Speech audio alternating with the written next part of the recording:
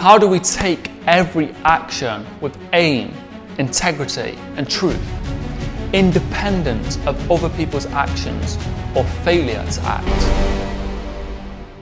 Today's video is sponsored by TheEverydayStoic.com. In man's life, his time is a mere instant, his existence a flux, his perception fogged, his whole bodily composition rotting, his mind a whirligig, his fortune unpredictable, his fame unclear. To put it shortly, all things of the body stream away like a river. All things of the mind are dreams and delusion. Life is warfare, and a visit in a strange land. The only lasting fame is oblivion. What then can escort us on our way? One thing and one thing only: philosophy. This consists in keeping the divinity within us inviolate and free from harm, master of pleasure and pain, doing nothing without aim, truth or integrity, and independent of others' action or failure to act, further accepting all that happens and is allotted to it as coming from the other source, which is its own origin, and at all times awaiting death with the glad confidence that it is nothing more than a dissolution of the elements of which all living creatures are composed. Now, if there is nothing fearful for the elements themselves in their constant changing of each other into another, why should one look anxiously in the prospect at the change and dissolution of them all? This is in accordance with nature, and nothing harmful is in accordance with nature. That is a reading from the Emperor's Personal Handbook, Book 217 of the Meditations. Aurelius wrote this almost 2,000 years ago, between the years 121 to 180 AD, and he sums up to us that the only lasting fame is oblivion, which of course is our death. And the Stoics were famous for their mantra, memento mori, which means to remember your death. It's a reminder that we are mortal. So the thing I find remarkable about this passage, and the reason I'm sharing it with you, and I believe it will help you so much, is that Aurelius is saying that through the journey of life towards death, there is only one thing we need to escort us there, one thing to help us become a better person, to help us become a better character, to get through struggles or a crisis. And that one thing is philosophy. So another passage in the Meditations that relates to this is that Aurelius says all men are trying to escape. They're trying to escape their life by going to the countryside, going to a different country, as they believe that if they run away, they escape their problems. But all problems are coming from within, so you cannot outrun yourself. He says that we must retreat into ourselves, into our own philosophy, into these rules and guides that we've built ourselves, we've learnt over the years, the wisdom we've collected over the years. We retreat into this and we face our problems. We overcome them from within and we retreat. I like to see it as like a council. You go to your council with the problem and you start to ask yourself, well, what is the problem? How do I face this problem? And it's quite funny. The Stoics like to break it down into first principles, so you can simplify the problem and simplify the way in which you solve the problem. So a poor example would be, if you have a math problem and you don't know the answer, you can retreat into yourself and go, how do I find the answer? Well, you could look online, you could study, you could go to your teacher and say, hey, I don't understand this concept, and they can explain it to you. So that's the same with all problems in life. When you're faced with this adversity, you can retreat into yourself and break it down into first principles and think of the solution. I'll just read through book 217 and explain some of the words, explain my understanding of what Aurelius was trying to portray, so you get a better understanding.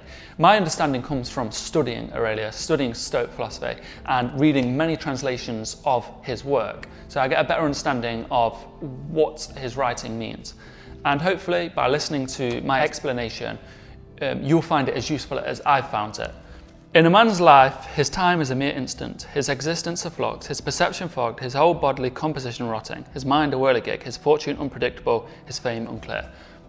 So Aurelius is alluding to the fact all must die, all men must die. Every emperor, every king, every warrior, every stoic, every person that's ever lived before us has died, and our time will soon come. But he's also saying that nature's unpredictable, We don't control nature, and as the Stoics believed in a fate, that life happens and we must accept our fate, amor fati, the love of one's fate. That's what he's explaining in that first part of the paragraph. To put it shortly, all things of the body stream away like a river. All things of the mind are dreams and delusion, like a warfare. Life is warfare, and a visit in a strange land. The only lasting fame is oblivion. So he's also alluding to the fact there that the only thing that will last forever is when we die. What then can escort us on our way? One thing and one thing only: philosophy. This consists in keeping the divinity within us inviolate and free from harm, master of pleasure and pain, doing nothing without aim, truth or integrity, and independent of others' actions on failure to act. So through philosophy, one thing I've picked up on and I've incorporated into my character is the 4 virtues: justice, courage, temperance and wisdom.